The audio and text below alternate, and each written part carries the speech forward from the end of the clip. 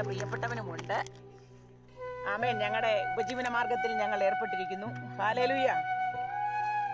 പ്രപഞ്ച സൃഷ്ടാവിന്നാമം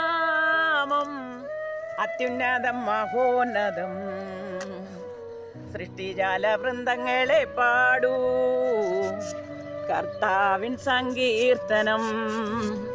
ഓ കർത്താവിൻ സങ്കീർത്തനം. ആകാശത്തിൻ കീഴിലേകരാജനാം മണ്ണിടത്തിൻ രക്ഷകനാം യേശു നീ. എല്ലാ നാവും നിന്റെ നാമം ഘോഷിക്കും. നീ മാത്രം സർവേശ്വരൻ, നീ മാത്രം സർവേശ്വരൻ. ഹല്ലേലൂയ. യേശു മാത്രം സർവേശ്വരൻ, യേശു മാത്രം കർത്താതി കർത്താവ്, യേശു മാത്രം രാജാതി രാജാവ്, യേശു മാത്രം ഏകസത്യ ദൈവവും.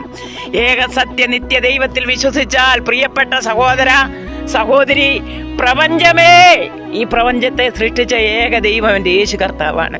യേശു ജീവിക്കുന്നു, യേശു ജീവിക്കുന്നു, യേശു ജീവിക്കുന്നു. എന്നെയും നിന്നെയും രക്ഷിപ്പാൻ ആമേൻ ഈ ഭൂമിയിൽ കന്യക മറിയത്തിൻ്റെ ആമേൻ ഉദരത്തിൽ ഉരുവായി. ആമേൻ 33 തിരുവയസ്സ് വരെയും ഭൂമിയിൽ ജീവിച്ചു. തൻ്റെതായ പ്രവർത്തികളിൽ ഏർപ്പെട്ടു. ആമേൻ മാതാപിതാക്കന്മാരെ നോക്കി, ആമേൻ സമൂഹത്തെ നോക്കി, ആമേൻ തൻ്റെ ശിഷ്യന്മാർക്ക് ഹല്ലേലൂയ മാതൃകയായി. ആമേൻ എങ്ങനെ സ്വർഗരാജ്യത്തിലെത്താം, ആരാണ് വഴി, ആരാണ് സത്യം, ആരാണ് ജീവൻ എന്നറിയിച്ച ആ ഏക രക്ഷകനാണ് എൻ്റെ യേശു ക്രിസ്തു. ആമേൻ തമ്പുരാൻ എൻ്റെയും നിന്റെയും പാപത്തിന് വേണ്ടി ആമേൻ മരിച്ചു, അടക്കപ്പെട്ടു. ആമേൻ 3-ാം നാൾ ഉയർത്തെഴുന്നേറ്റു.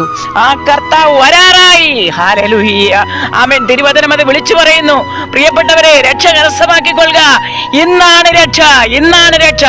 ഈ ശബ്ദം കേൾക്കുന്ന പ്രിയപ്പെട്ട സഹോദര സഹോദരി, നീ കളക്ടറാകാം, നീ എഞ്ചിനീയർ ആകാം, നീ മറ്റുള്ള ആമേൻ ജോലിയിൽ സർക്കാർ സർവീസുകളിൽ ഏർപ്പെട്ടവനാകാം.